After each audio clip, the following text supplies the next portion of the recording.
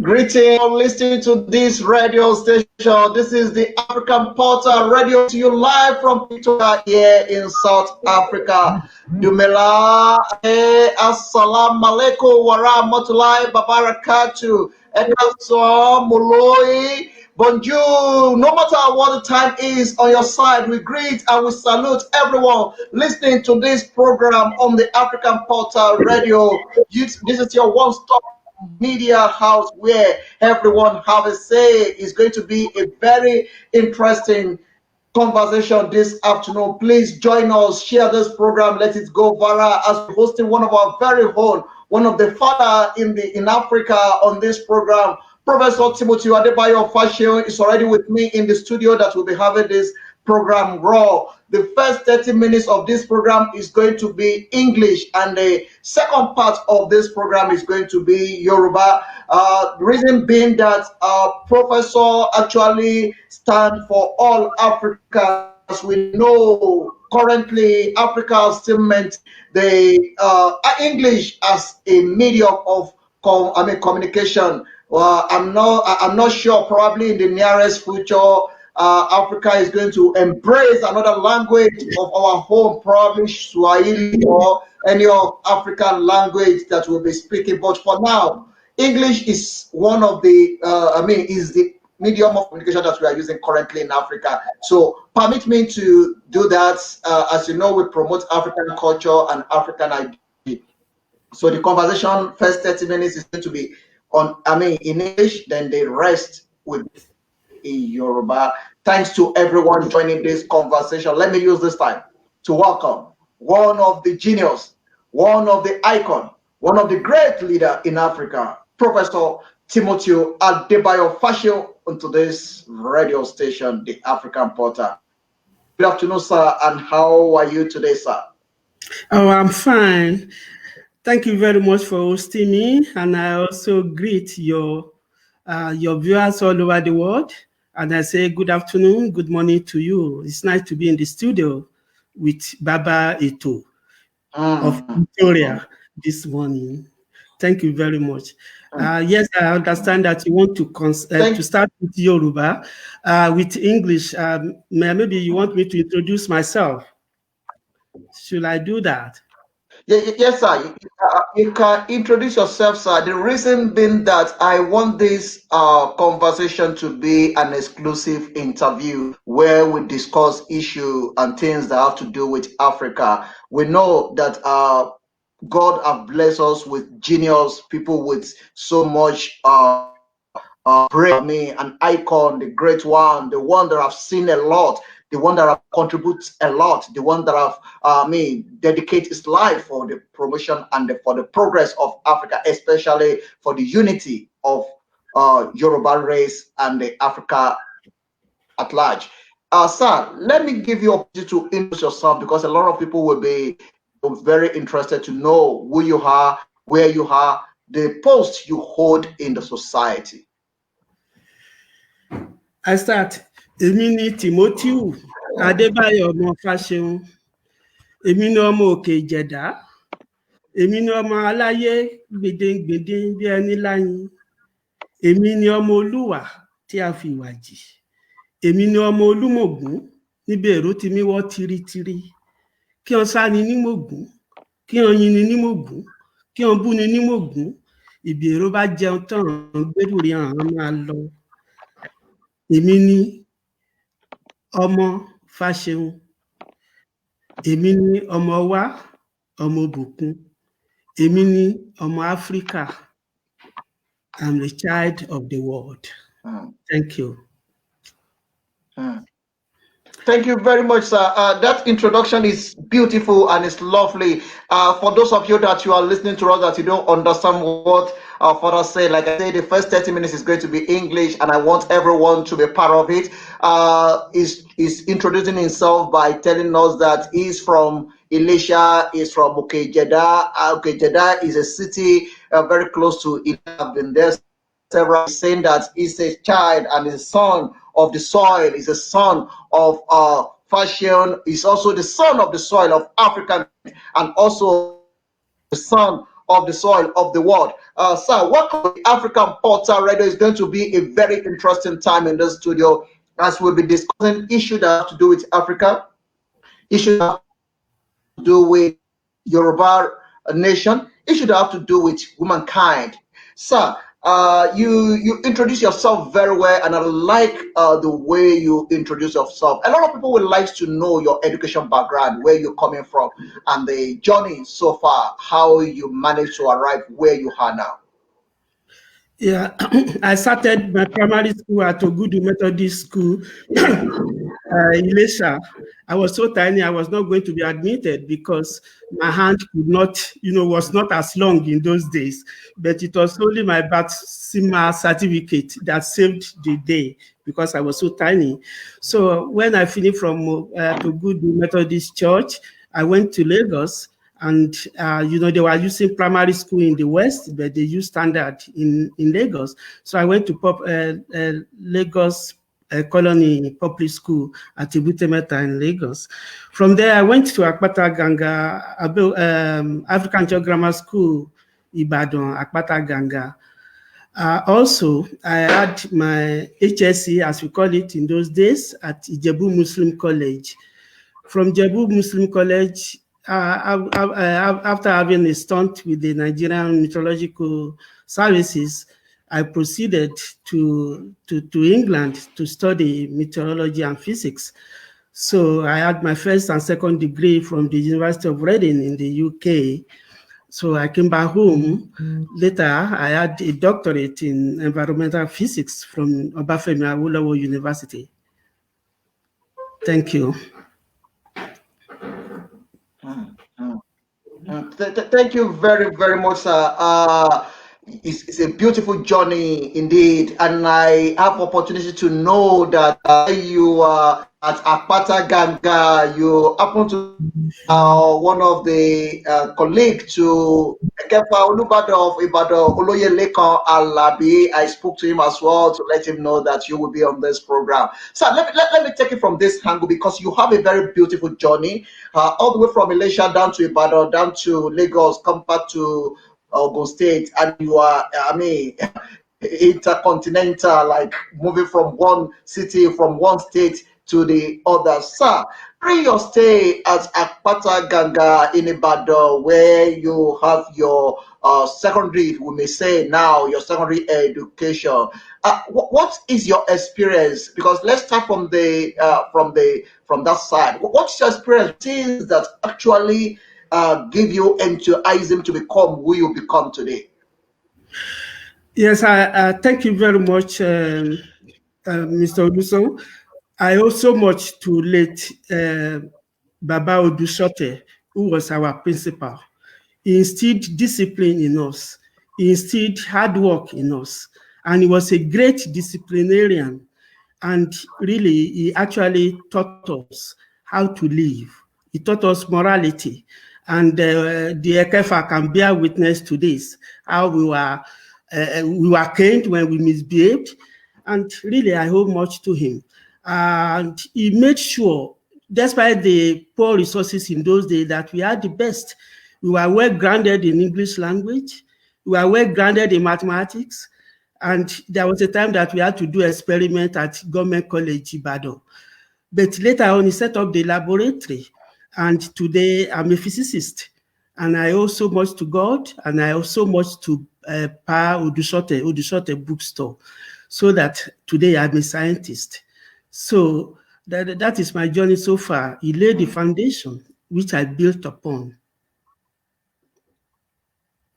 Thank you very much. I like that Pa Odusho into the limelight that actually puts most of the things that make you become who you become today. A lot of youths will be listening to us, a lot of people will be listening to this conversation in the nearest future, that they will be thinking what it is that we need to learn from this conversation. One of the things that we need to learn in this conversation is your commitment to the African continent and your focus onto the main thing that make you to become who you become. Sir, what actually motivates you to go for the course, which is environmental science that you go for, that you become a professor? What motivates you? What is the journey? How do you make it? What actually, inspires you that? You remember that in primary school we were taught nature study in those days, and we were taught to respect the environment.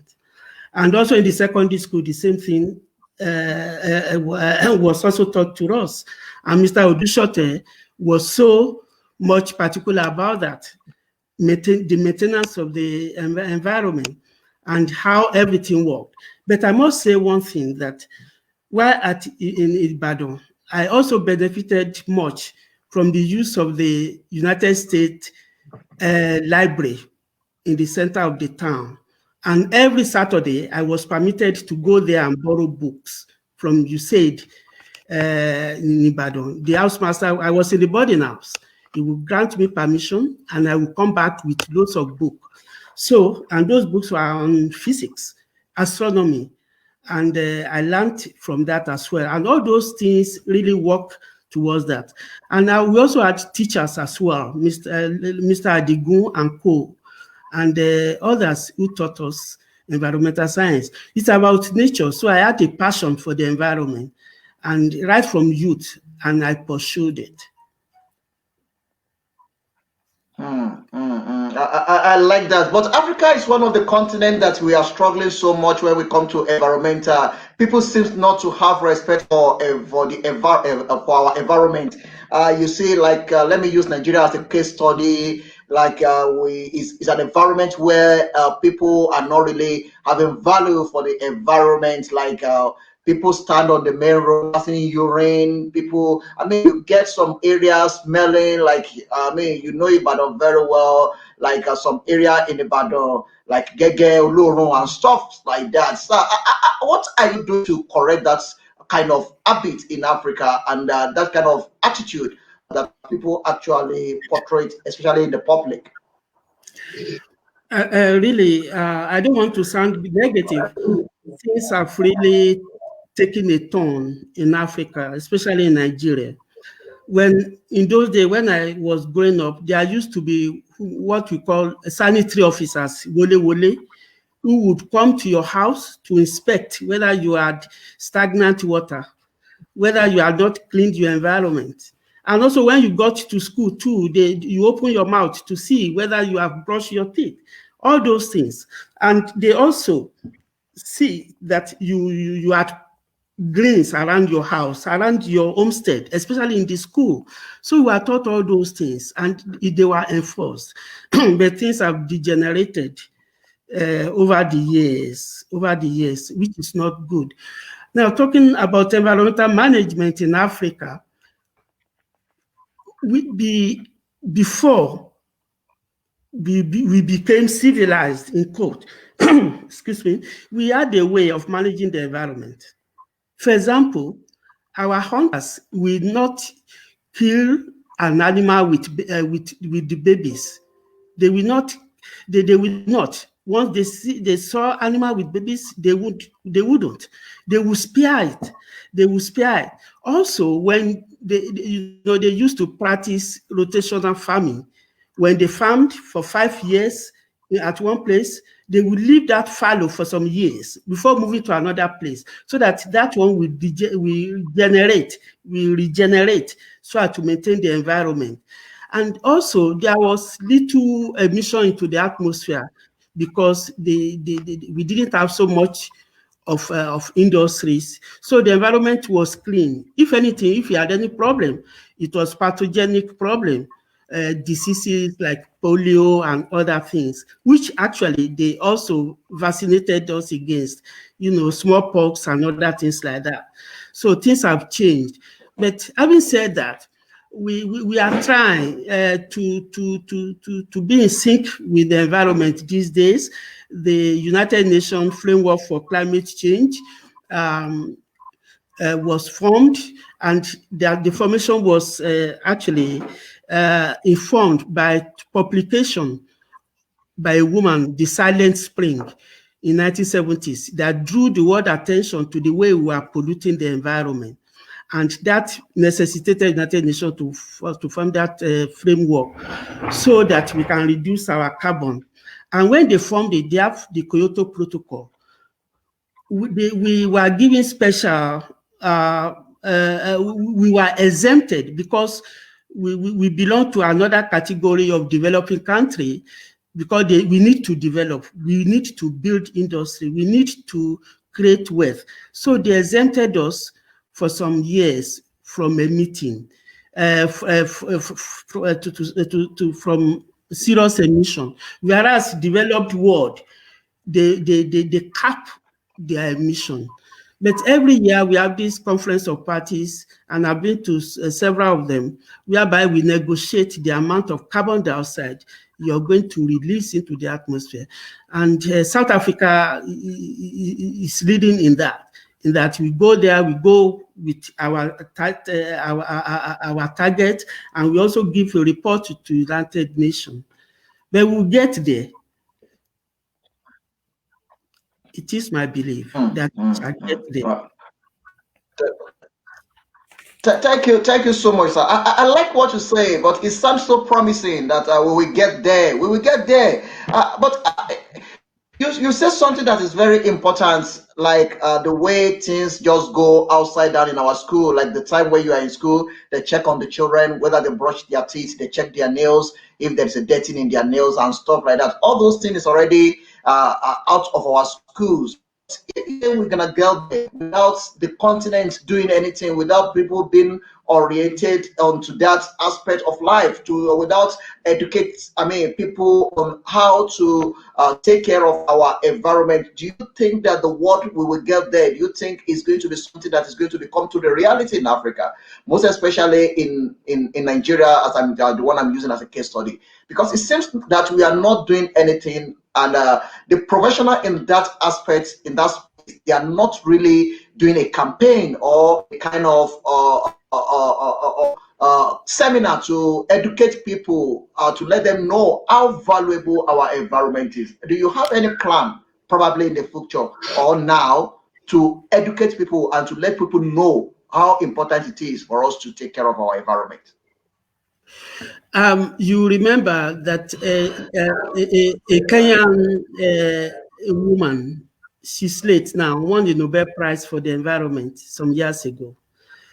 And she won that award on the basis of our awareness campaign in Kenya and in other African countries, how to, especially among women, how to live in harmony with the environment. So, having said that, so the awareness is already there, but it is not something that one can stop. It is a continual process. We continue to motivate our people. We continue to alert our people to dangers. It is a continual business that we need to be doing. But having said that, you see, poverty is also a barrier. How do you tell a community not to cut down wood, which they need for cooking, when they cannot afford to buy paraffin or buy electric cooker or whatever? So they have to cut down the trees. And some of these trees are very old. Some of them are 100 years old, 80 years old. And once you cut them, to regenerate again, we take another 100 or 50 years.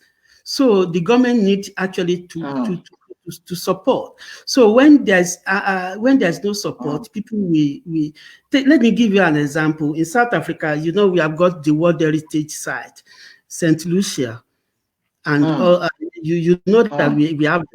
And when we declared it, when we submitted application for that,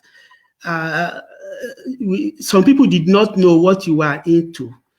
And when it was declared the World Heritage Site, we all celebrated.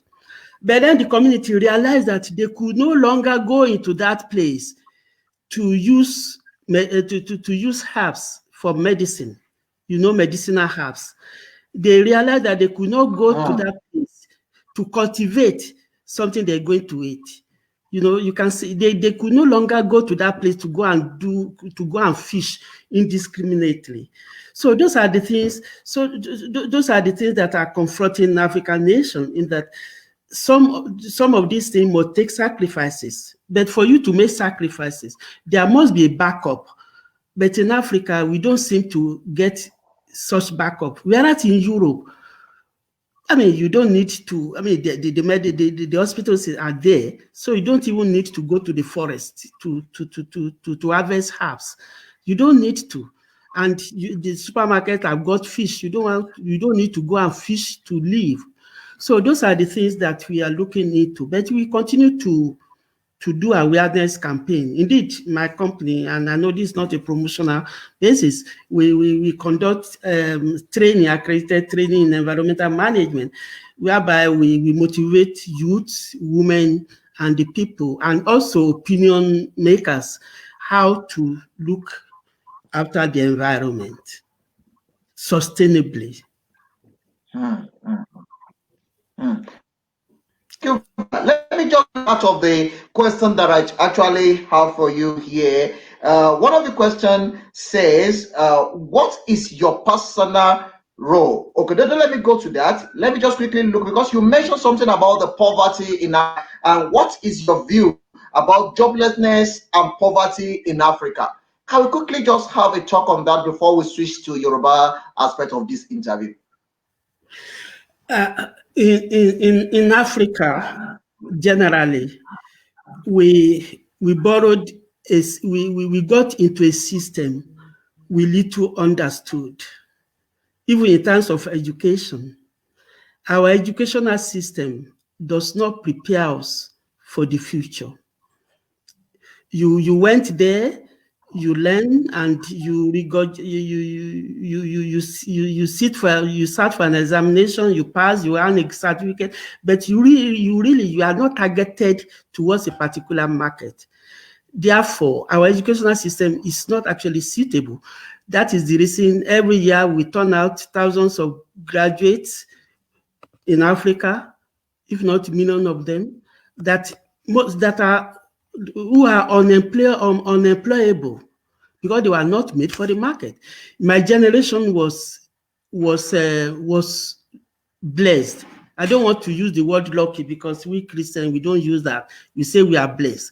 In that, as soon as we finished, we walk into jobs. For example, by the time I finished my youth service in Zaria, I got 3 jobs. I went to the University of Calabar as a graduate assistant. When I got there, then I went again to the University of Ife. Then also, before I finally settled in Ibadan Horticultural Research Institute, my son will not have that opportunity. So, and then we learned on the job. So we need really to revisit our curriculum. We need to target the market. And we produce engineers, but we have not got industries. We produce pharmacists. We have not got pharmaceutical manufacturing base. Where are they going to work? Except they are employed by the government. So those are the things that are wrong with us. Even we produce teachers. Where are the schools? So we need to look at our curriculum. We need to know what is it that you want, that you be for. I share an experience with you. At the University of Reading, where I graduated, you do not repeat.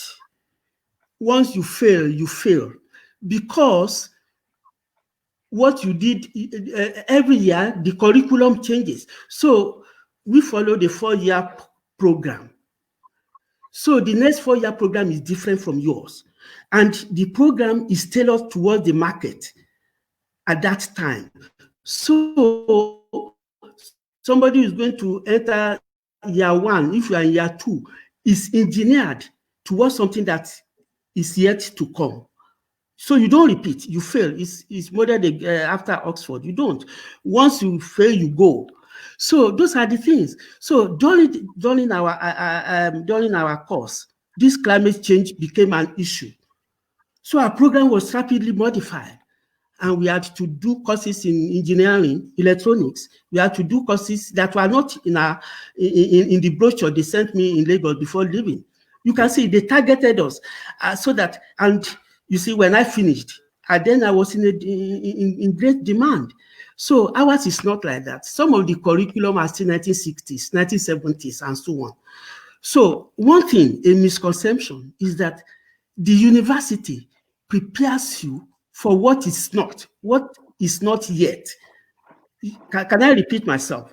The university system teaches you how to think logically, how to make your point logically, how to reason logically, how to accept criticism in a friendly manner, how to improve yourself. So they prepare you to do that. And also, it prepares you for the future. It prepares you for something that has not been invented, you see, so that you go out to add value, to add knowledge. So unfortunately, our system prepares you for something that is past. Can you imagine people still teaching people? It's like people using slide rule. In my HSC, we use slide rule for calculation, and but now, you use the computer. So those are the system. I also share an experience with you when I was at the university in Nigeria. I was head of department, and because I was educated in the UK, so I know the power of the computer. So I ordered a computer. They said you cannot buy a computer. Okay. Then I sent in another order. I said I wanted the data capturer.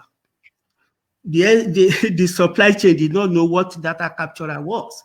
So I got the first computer in my department. And that computer, Mr. Oluson, produced 3, if not 4 professors today. I've got a professor in the University of Cape Town. I've got a professor at the University of California in Fresno. I've got professors back home in Nigeria who use that 286 computer. You can see. So, because I saw what we needed, and people, the other department criticized me, how could you have computer? I said, well, of course, we needed data. So those are the things that we need to change. Our people, sometimes they are against change. They are against innovation. We need to change that, really. That's my submission on that. And that's my right. We need to revisit that. Yes. You can continue, sir. You are saying something very important there. So I was saying that we need to revise our curriculum in Africa, especially in Nigeria. Some professors are still using outdated material to teach. We need to revisit that. We also need to put proper things in place.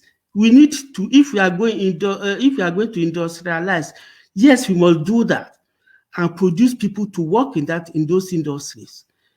If you are going to go business, then we must teach people.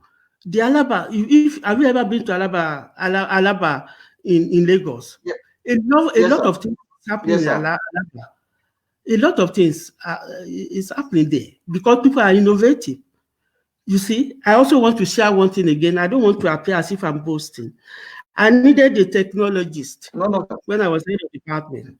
So I went to the computer people, and I said I wanted somebody who may graduate with a 3rd class, because if I took a 1st or 2nd class, he will aim to become a professor one day. So I got that young man, and I said to him, you see, I don't have money to buy instruments. I want you to be my instrumental technician. So you are going to build. If you wanted to measure this, you have to improvise. And he graduated third class, and he joined my department. And if you saw his office today, it's like a space station. You see, he went to Alaba, got all those things, all those materials, all those things, you put them together, and we were able to construct our own instrument. You see, crude as they were, and some of my students are listening now, crude as they were, we were able to do some publication on that. So that is it. That is being innovative and using the material. I'm sorry, I'm not decrying people with a third class.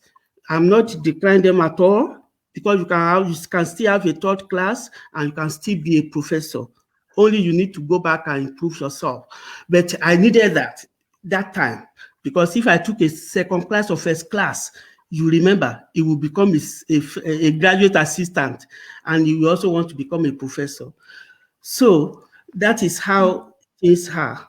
We need to make use of our resources. Thank you very much, sir. The time that we have for the English aspect is already run out, but we just had 5 minutes to read, because I still have some things I want to put a clarity on. Sir, you mentioned something that I love so much. Africa is a continent whereby we have a lot of people graduating from engineering, and it seems that when it comes to construction, many African countries run to China to go and bring the expatriate from China